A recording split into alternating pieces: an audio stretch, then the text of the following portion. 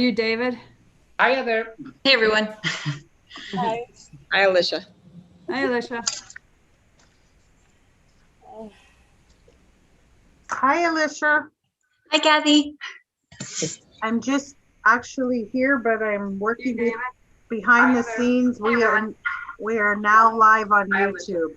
Okay. And Hi, Kathy. I'm just actually here, but I'm working behind the scenes. We are now live on YouTube. I'm getting an echo. Yeah, me too. Feedback. Yeah, I can hear that too. We are now live on YouTube. I'm getting an echo. Okay, I closed that window, but I better call and just see if, oh, it says we're still live on YouTube. Okay. Oh. I had to close that window so we weren't getting the double microphone.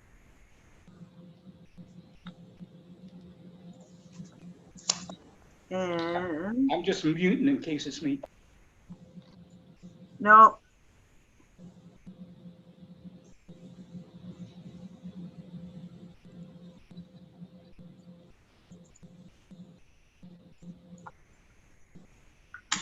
Okay, so I have us recording and live. Whew. First time for technology for me. I know that Charlotte Wiseman has said that she will be popping in when she can. She's on a full day of training with the ministry. So she said she will attend when she can jump out of that one, and she's going to be jumping in back and forth. So, but 1, 2, 3, 4, 5. You do have quorum. So if you want to wait one more minute to see if Stephen or anyone, Stephen or Charlotte are the last two. And then you can start, Silvana. Okay. I hope everyone's well. Have anyone got their vaccination? I get mine on Friday. I can't wait. I got mine. Good. So if you've had the one vaccine, are you sort of more contagious 2 weeks after the vaccine or during the 2 weeks? No? Oh, okay, good. You didn't tell us that. Okay. I have my appointment. We still have to mask up and follow precautions. Follow all the protocols. Yeah. Okay. Welcome, everyone. It's May the 12th, and we're going to call this meeting to order. We'll start. Does anyone have to declare any conflict of interest or anything like that? Hi, Stephen. Hello, hello. Sorry I was late. I was on another Zoom meeting. Yeah, we're just getting started. There's no conflict of interest noted. Moving on, we need someone, motion to approve today's agenda. Do you want me to share the agenda on the screen? Sure. Okay. Just agenda, share. There you go. Okay.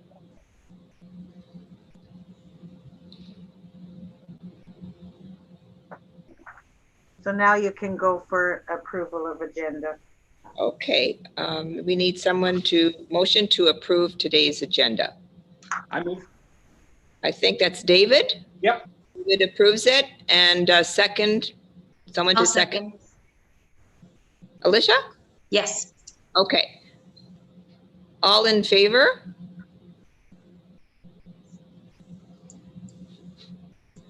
Yes. Okay, it's carried.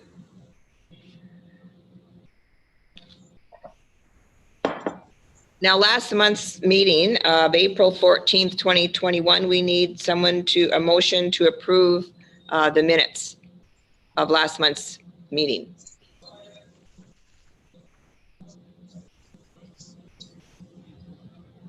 Saw Sandra's hand up. Hey, Sandra, thank you. And someone to second it.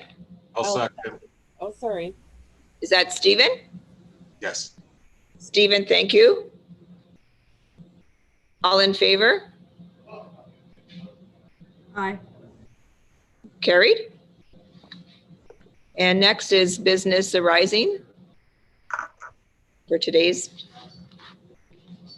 I think it's, if there is anything, it's already on the agenda, so I don't have anything. Does anyone else? Well, Kathy, it's Jamie. I just wondered if you needed volunteers to help pack up some of the artifacts before the construction. Well, I did ask that at the last meeting. However, the city of Sault Ste. Marie has asked me to stay within the stay-at-home advisory. And so we've had one diligent programmer in, and the rooms are almost packed. And the basement, the dungeon is almost empty. So between Ian and I think we have managed to accomplish what we needed to do. So thank you.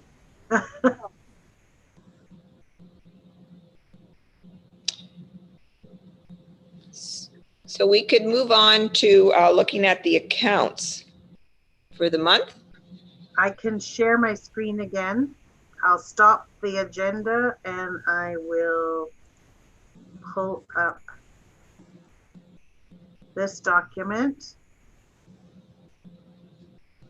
And this is the account for the first quarter this time.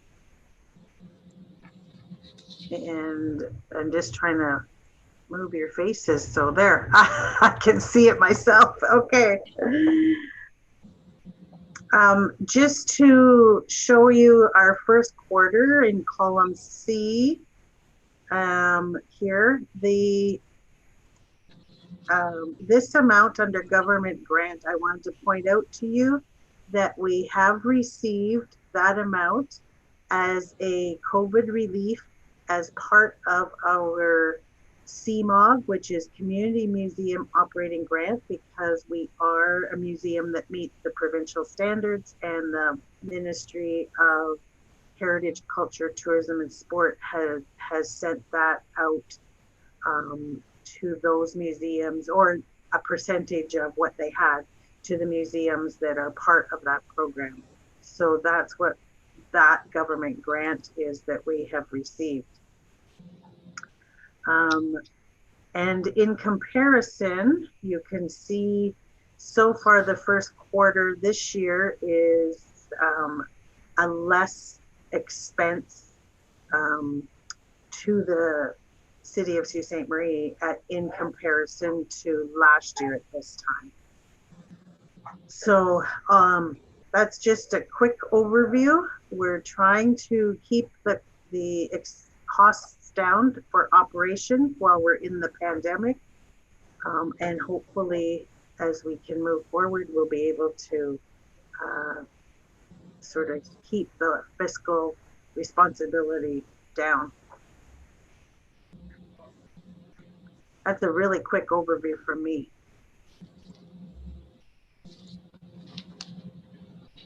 Are there questions? Yeah, any questions?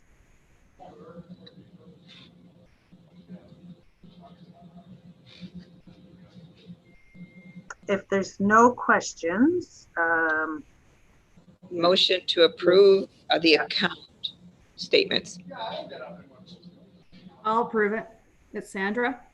Sandra, and someone to second. I can second. It's Jamie.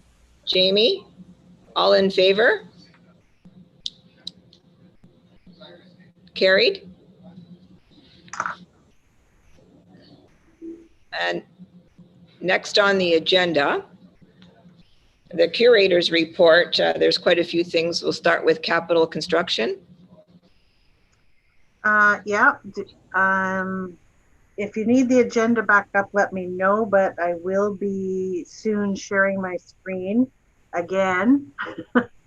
The capital construction, we have, as I mentioned under business arising, we have the house packed up as much as possible. We have movers coming in to move the big furniture away from the walls and take any pieces apart that can be, so that they don't topple over with the shaking. And so we will be ready. We have had people from our community centers, some staff here today, helping us move things that are outside around the exterior of the stone house that we wanted to make sure got moved. So even rocks from garden beds and things, that's all that preparation now is pretty well done and will be done by next week. So then it's just a matter of hearing from the contractors when they can start and then what the timeline will be for the foundations. We are waiting for the official price quote for the chimney repair and to work with trying to get that in our summer timeline. And then the last part of the project is windows. So the windows are quite expensive, and we've had a discussion with Parks Canada on a Zoom call to review what they did on the superintendent's house. So we will probably only get a few windows fixed this year. And we'll have to put the rest into the next project for next summer. They're running anywhere from $5,000 to $10,000 per window. That's just our estimates. When you look at the amount of, and it will depend on each window, whether it's a restoration or a replacement. Because there are a few that are in really bad shape that might just be easier to do a replacement. But when we, we would like to do just restoration and keep as much of the integrity of the original windows intact. So we are going to have a heritage consultant take a look at the windows with us, so that we can take a better look at the degree of replacement restoration versus replacement. So we are well underway, and I'll keep you updated on our capital construction for this next little while. Jamie? Can I ask a question? At the last week, we had our the Municipal Heritage Committee meeting, and your report was on the agenda for this, preservation. And the question came up of sort of the archaeological protocol. Is there a process of where you're watching for pieces of pottery or whatnot to be in the trench as they're digging? And do you have a plan to deal with that if something comes up? I will check with Virginia, our manager, and to see. We did discuss it with our engineering firm, that we'd like to make sure. The site has had an archaeological dig and assessment done. Yes. 2 times now. In the 70s, it was done, a full archaeology study, and there's a full report on that, and a lot was found. And we have all of that in our collection. Lots of little shards of pottery and all that kind of stuff. There was also one done when we built the Heritage Discovery Center. So, and Municipal Heritage Committee has a full archaeological study on a lot of the heritage properties. That was done before Chris Tossell retired a few years ago.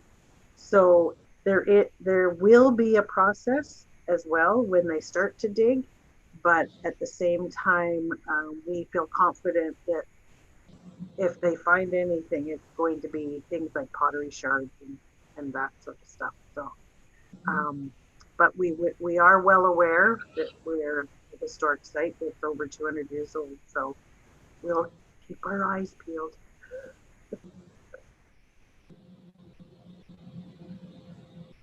Any further questions on the construction?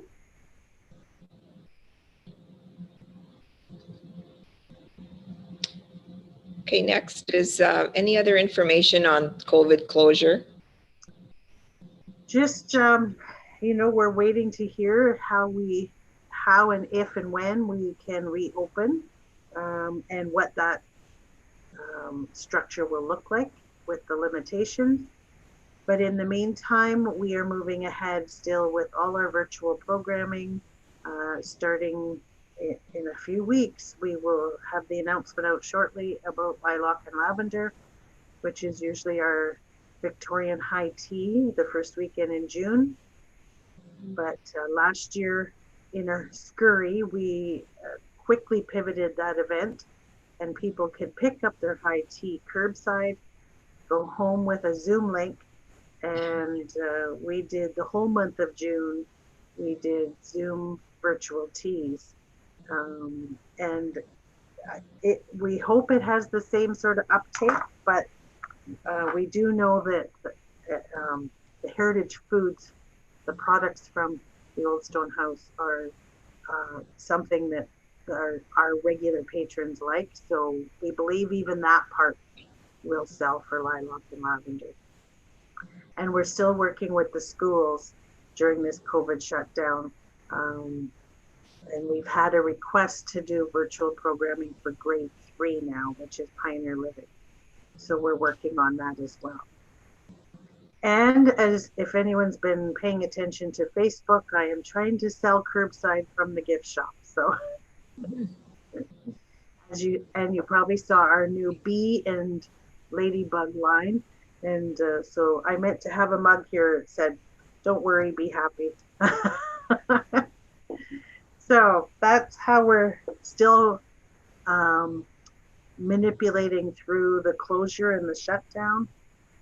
There's at any one time only 2 of us on site.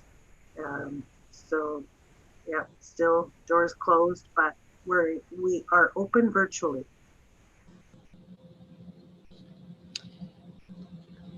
And next is discussion on our annual report.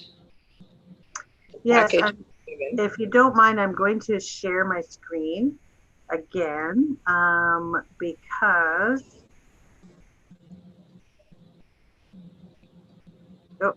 which one are you seeing? Yeah, the 2020 annual report, the cover page. Okay, let me get rid of that one. Let's see if I can, hold on, let me stop sharing and then close the financials, and I will pull up the annual report. There. Nope, it's not coming up big enough.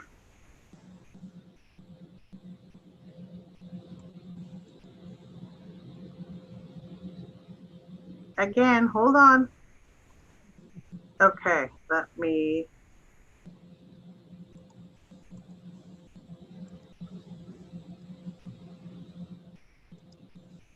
Kathy, I think you're doing very well. By closing up things, all I'll have left now is the annual report. Okay, share screen, annual report. There you go. No, it's still coming up wrong. It probably doesn't help that you have how many set of eyes watching you. That's Yeah. okay. There. You zoomed So- it. It's a good size. That looks good, Kathy. Okay, so what I have done is taken the advice of several board members of yourselves that have given me input. And now also, this one has the same content that you have received yourself, but it's in a what I would call a more accessible document because we have to hand it into City Council, which is a public agenda package. And now we're trying to get things more accessible for the community. So the title page still sort of looks the same. But now I've gone to getting rid of all those beautiful graphics that were in with all the city logos. So the table of contents now is very plain looking. And I did keep the city borders. The executive summary was in a half pages before, and with lots of little logos. It's very plain. And then mandate and governance of the site. Now this is where I have kept it the same, and next year I think I'm going to have to figure out how to put that into words because I didn't cut out all of this. This is the sort of the key performance indicators are really showing what we do each year and how we do it. So if you look at this particular column here, this is how many people came to visit in 2019, how many came to visit in 2020. But what we have not shown on here is actually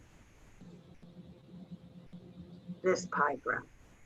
And once we went virtual, you can see the same color coding of what we did here on site in 2019 and how it pivoted and what we did to get this is sort of virtual engagements, I would call it. So up here in the chart for 2020, you can see right here, this 70% sort of is these kinds of things.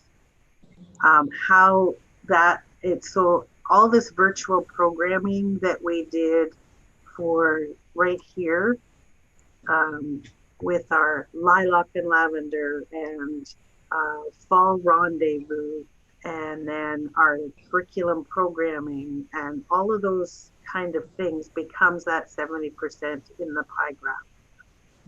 So our numbers actually were more engagements in 2020 than in 2019 and the years before, because we're limited when we do on-site. So moving forward to 2021 and beyond in our future, I believe we're going to have to do both. We're going to have to still offer on-site and do the virtual, because it's that kind of a world where people anywhere in the world can engage with us through our virtual programming. But there are still those that like to come and, have the Victorian high teas or participate with us in our fall rendezvous and stuff. So the numbers did not change in this report. This is the one I'm working on with to go to council, just because it's a cleaner document that doesn't have all the graphics. So then taking those charts you just saw, these were the areas of programming, and that you can see all the things we did last year. Believe it or not, in a pandemic year, we did all of this.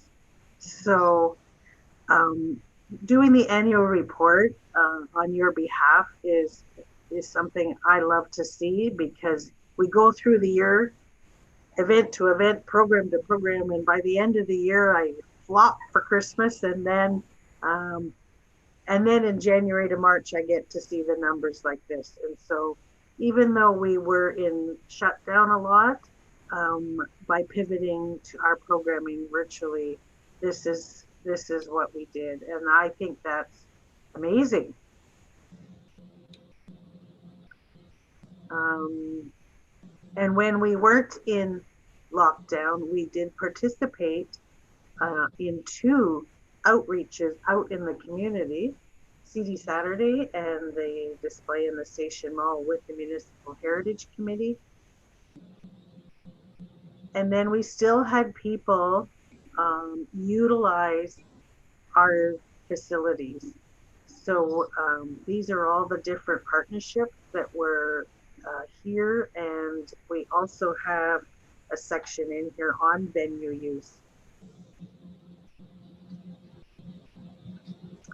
And breaking those statistics down even further now in text, and to give you a quick outline, this is that list you just saw, but in by festival. So not just, this one's just festivals. And on Jamie's recommendations, a few times in this document now, because it will be digital for council and members of the community in the agenda package, and if any, when I send it in like to the ministry, because this is part of meeting the standards of a museum, these are hyperlinks. So people can click on those and go direct to some of our amazing products we did last year. This one in particular, we're very excited to show off our filmed version of Lauren Harris. And this one, instead of him being in our theater for our dinner theater programs, he's actually outside by a campfire, like Lauren Harris would have been in Algoma.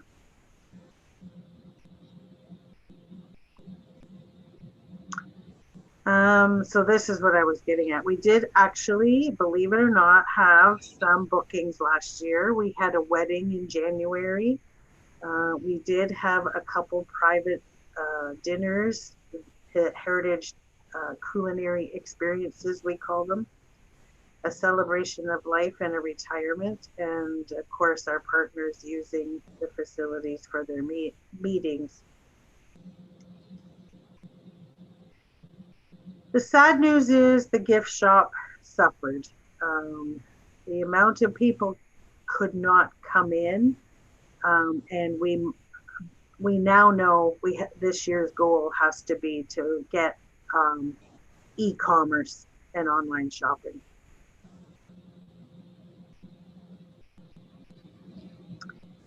And this section of the report, as you probably saw in your draft copy, is the effects, though, that we did see, and the revenue that we missed in admission, especially because we were not receiving cruise ship passengers or our road speller bus tours, and the big events like Poutine.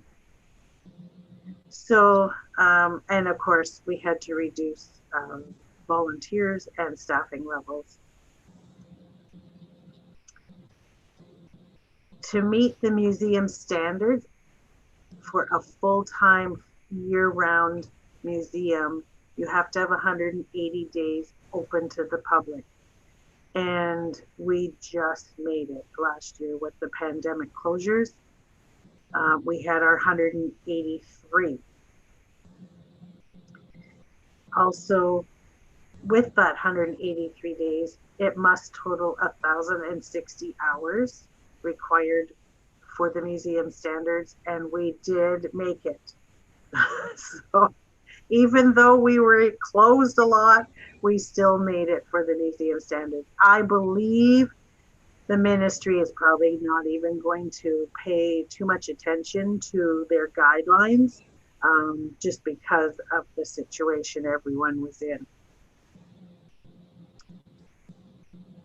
And seeing that page before with the, no bus tours, no cruise ship, I put it visually as well so people can see Again, the difference, general visitors, events and festivals versus this past year in 2020, virtual engagement, and no cruise ships. We had up in here, you can barely see, did have about 2 bus tours when we could open. They came from Toronto. And I think this is not actually, this is a yellow, not because we didn't have any cruise ships last year.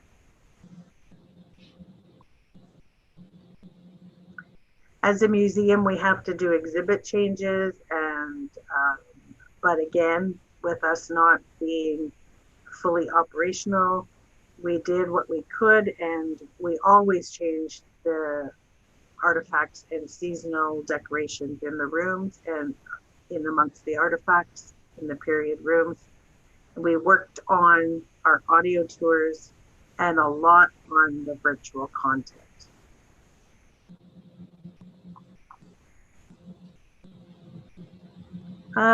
And as I said, the decrease to volunteers in the past, as you can see, 2019, we had over 4,000 volunteer hours, but we still rely heavily. We had 768 this past year, of which it is also included for the board members. So if you're in a meeting with us, or if you come on site and help us with things, that's all included, and we keep track of that. When you walk in the door, we have people ticking down how many people are here from the board. So then again, we just get into showing some more detail on the virtual engagement and our Facebook page and what all we're doing and how we do it. And again, these are hyperlinks. So people can click on here to get to the Fall Rendezvous YouTube page with all our presentations, which I think we reached in the 20s. There's recordings, I think 24 recordings in there. Again, the group of 7 is hyperlinked. And this was what we did last May when we made it while we were closed. And it's just a welcome back video. Ian's in his heritage clothing opening the front door of the house in that video. And that went actually out to the province, and it's still being used with provincial marketing for hyper-local tourism.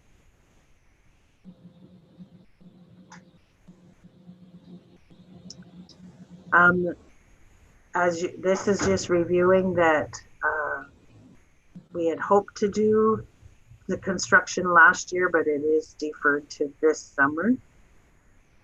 And then that's it. So that's the new version. Only difference is the layout, more simplified. So, and you did have a copy sent to you electronically for you to review. So that's my last draft. Yes, Sandra. Question, with the hyperlinks, is there opportunity to put a hyperlink for donations? So if someone wants to donate, shouldn't we somehow build in, because this is, you said this is going out to the public as well. Could we build in some type of link? And also under the hyperlinks for the group of 7 and so forth, is there a way that I put my fundraiser hat on when I ran a foundation in Toronto, to somehow build, that donation, especially now because of COVID? I don't know. One of the things I'm looking at, when we can get to e-commerce, it allows us, then we'll be set up for direct payment, right? So taking people's charge cards right over the internet, and they can place their orders online, which then would allow us to also take donations. Currently, any donations coming to the site have to be done over the phone, and we take the credit cards on the spot or by check. So people can send a check. Okay. Is it too much for me to be a bug to still put in somewhere a statement saying something like donations are kindly accepted, please, call, blah, blah, blah, or email? Yeah, we can put that. E-commerce? If we would like to, even in here, like you were suggesting, down under summary, somewhere down here at the end of the report, yeah, we can add that in. Okay. And out of curiosity, maybe in the future, is it possible you can report back to how many donations you do receive, or did I miss that on the financials? Donations are not in there. You didn't miss it. Okay. So all donations and brick sales for the walkway where people can get bricks engraved, all of that goes direct to the trust fund. So the Historic Sites Board has a trust account, and so they're direct, and that way it allows those donations, cash donations and brick sales, to issue income tax receipts. So Okay. yeah. Okay. And because you're technically a registered charity, right? So you can issue tax receipts Under the municipality, there is a way to do it. And that's why those funds go to a trust account.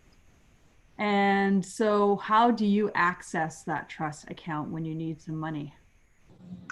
The Historic Sites Board, if there was something that I felt I should bring forward to you, but it's only released by the Historic Sites Board, and currently it is being used for the asset management projects. In the past, it was used to build the Help Fund and match dollars for the Heritage Discovery Center.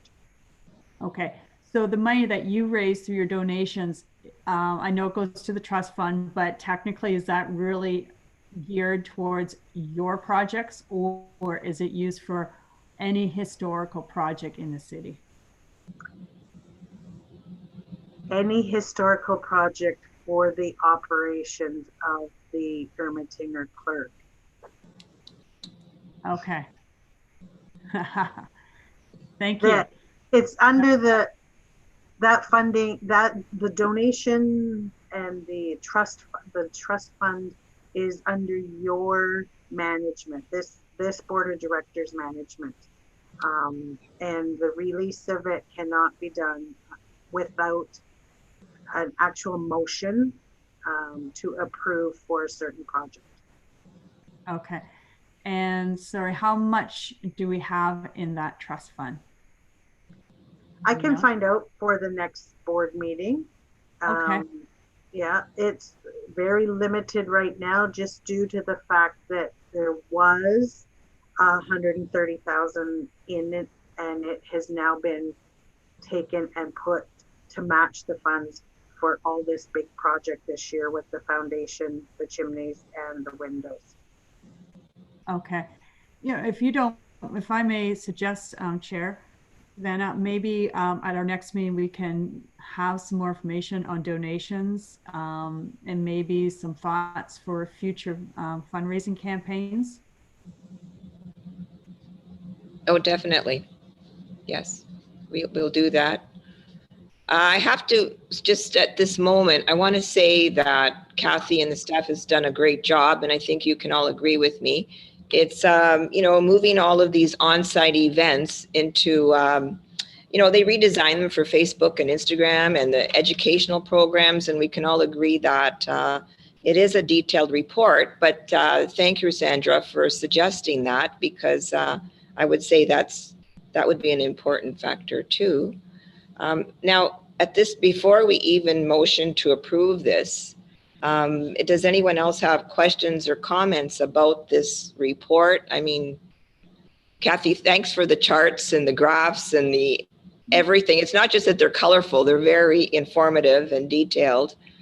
And there is quite a difference between the 2019, and everyone knows that, but you certainly moved in the right direction quickly. So thank you for that work.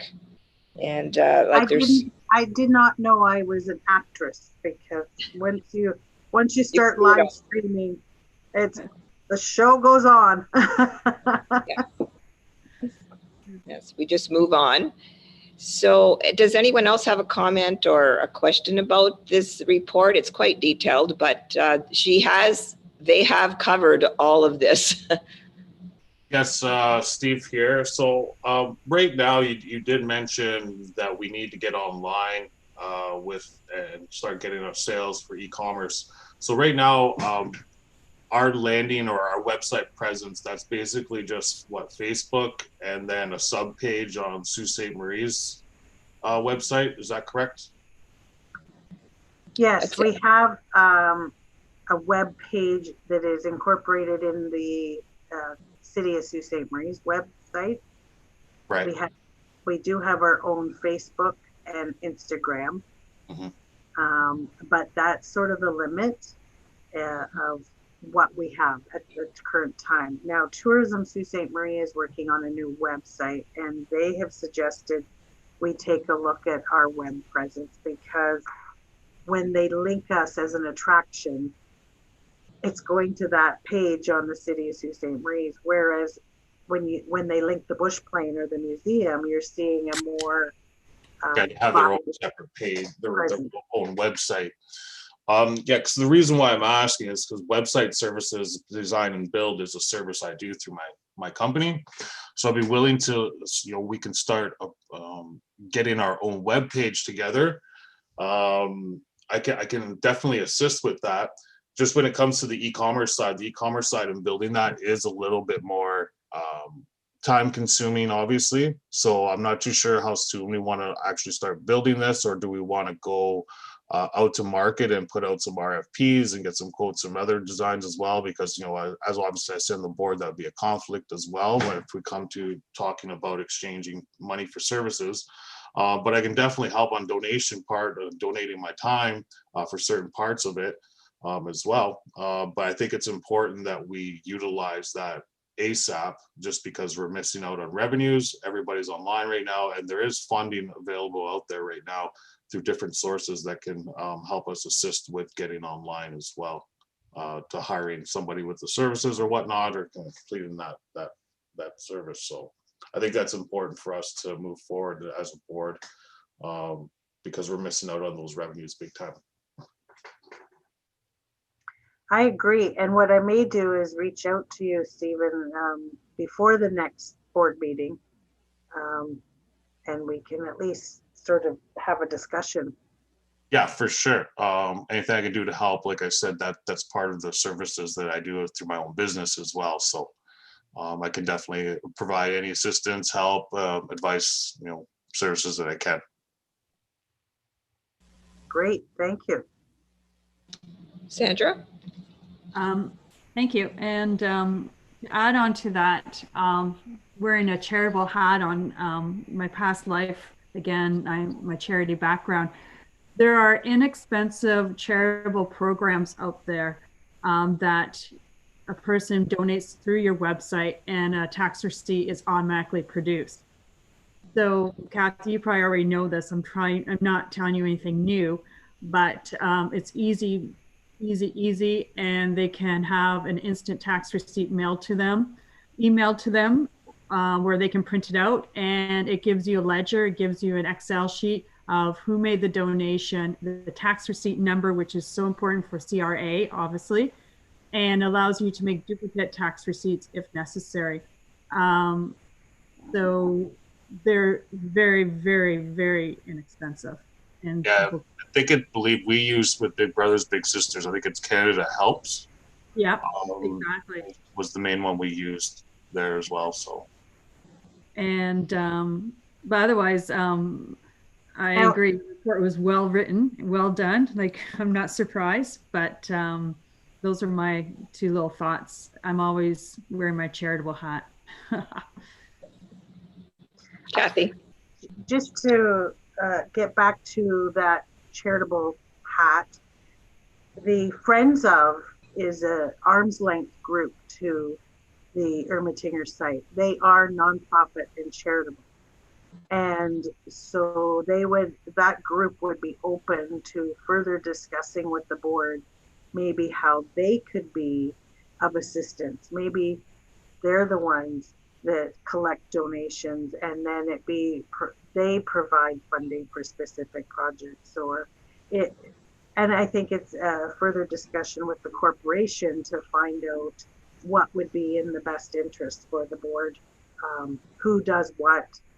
And I know, when you're down at, and you take a look online at places like Fort York, it's owned municipally, but the Friends of Fort York have done huge fundraising and sponsorship, and have funded projects for the fort. So that might be another avenue for us to pursue. Yeah, there's so many great opportunities. And knowing that the city can issue the charitable tax receipt is huge, because sometimes not-for-profits can't. And people sometimes do like charitable receipts. So we have lots of wonderful avenues to pursue.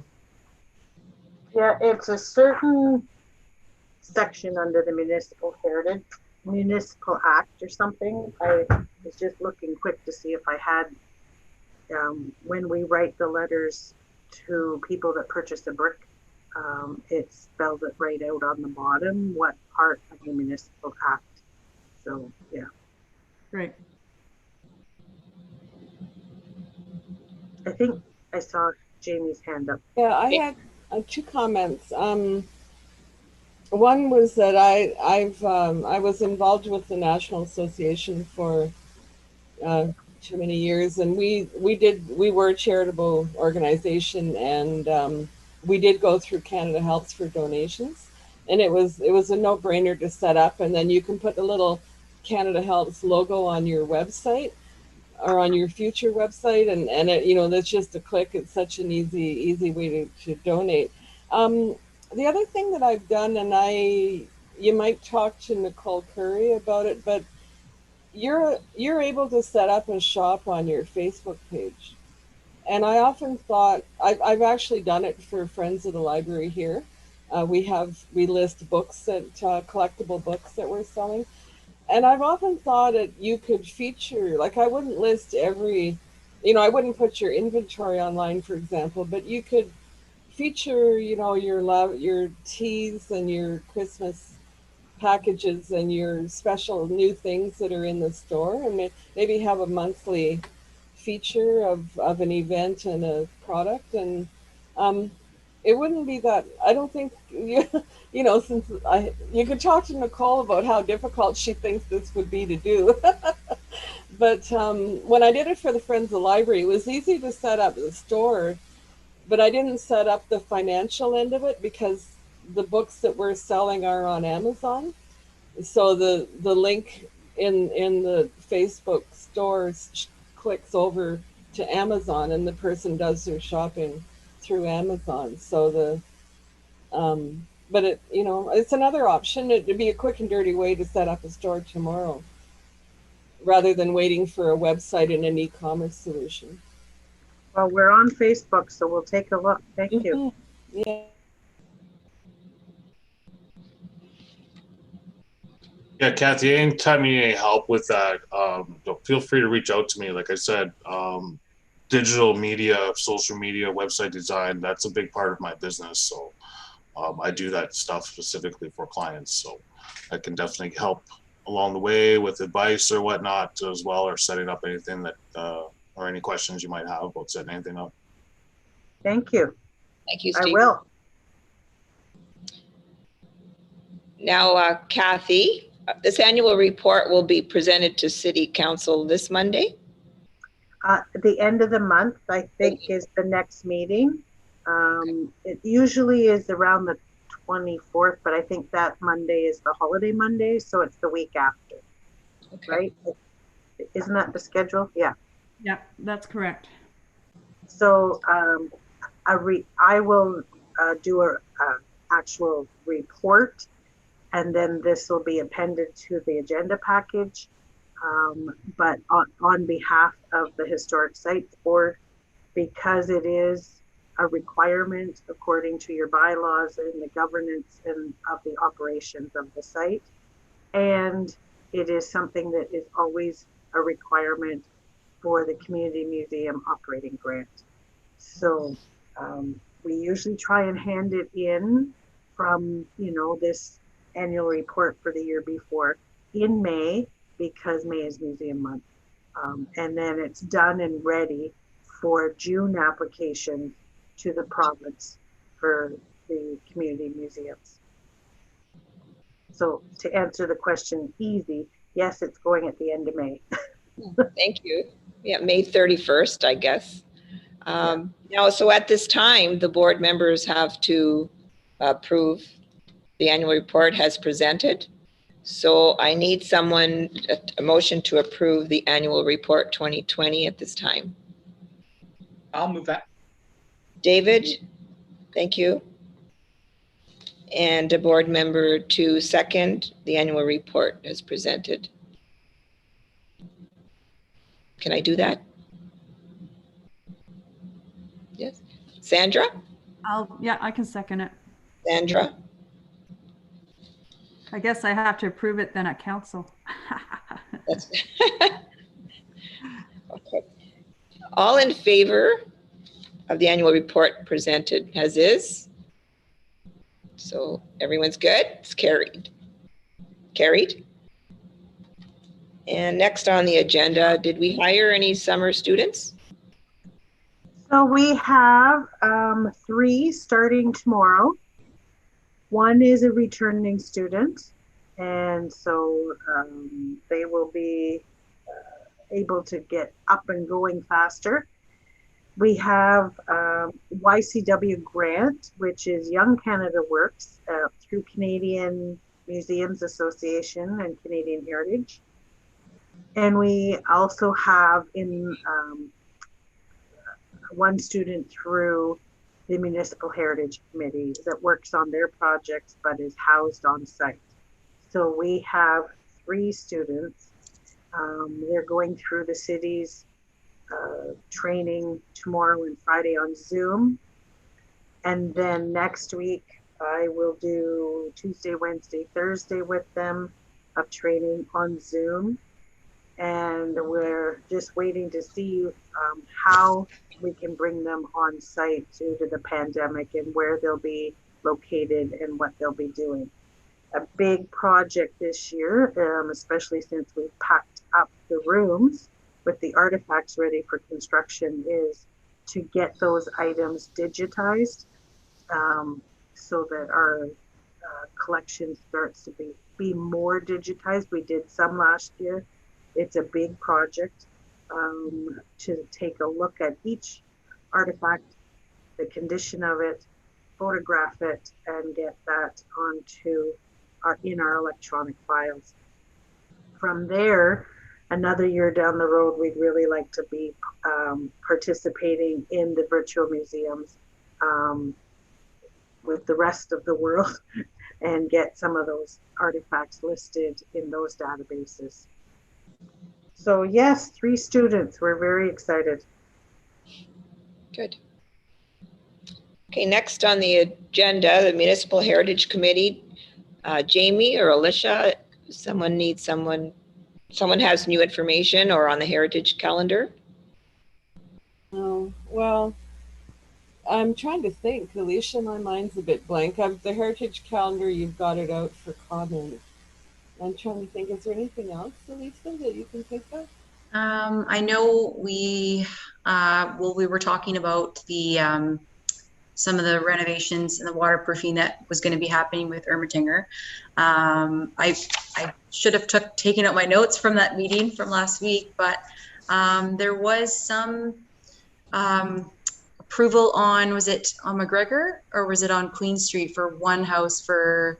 Yeah, you're right. One house is replacing the roofing tile on a turret, so that was approved. Yes. The other thing, I'm sorry, as Elise is talking, I'm remembering, about 3 years ago, Sylvana and Dave will remember, I passed around papers that related to the registered properties that we were working on. So we ended up, and Sandra will remember, Sandra's on that committee. So maybe I should let you speak to this. That's going to, I think it just came to council last week, didn't it? Or 2 meetings ago. So we are now at the public consultation phase, which is very exciting. Council meetings ago, not this past Monday, the previous one. Okay. So we're ready to publicly consult on that finally after how many years. So this will be exciting. Yeah. I'm looking forward to that. Me too. It was fun. It was great fun to see the different neighborhoods from a historical eye. Mm-hmm. Yeah, it was interesting. So, well, I think we had, I think there's 87 properties that came forward for the city council to approve, and then landowners have to be notified, and then there'll be public meetings, and the process will just roll out from there. So I'm excited. Mm-hmm. Well, Jamie, you did a lot of the heavy lifting. So you and I'm just thinking Robin was it, but yeah, Harvey, it was a lot of fun. Sean, and yeah, no, it was interesting. I'm you know, every year I learn something new. So.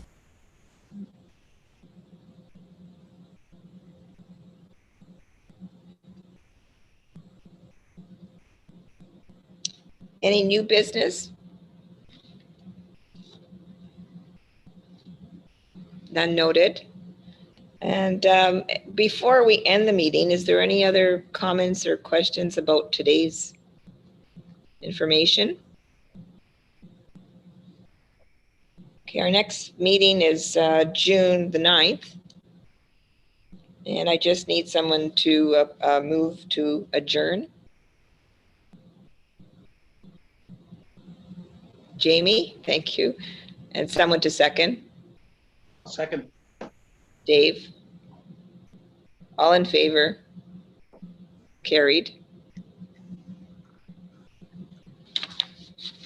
Thank you, everyone. Stay safe. We'll be in touch. Talk to you in June. Thank you. Thank you, Guys. And Have a good week. nice weather. Take care. I know. Bye, guys.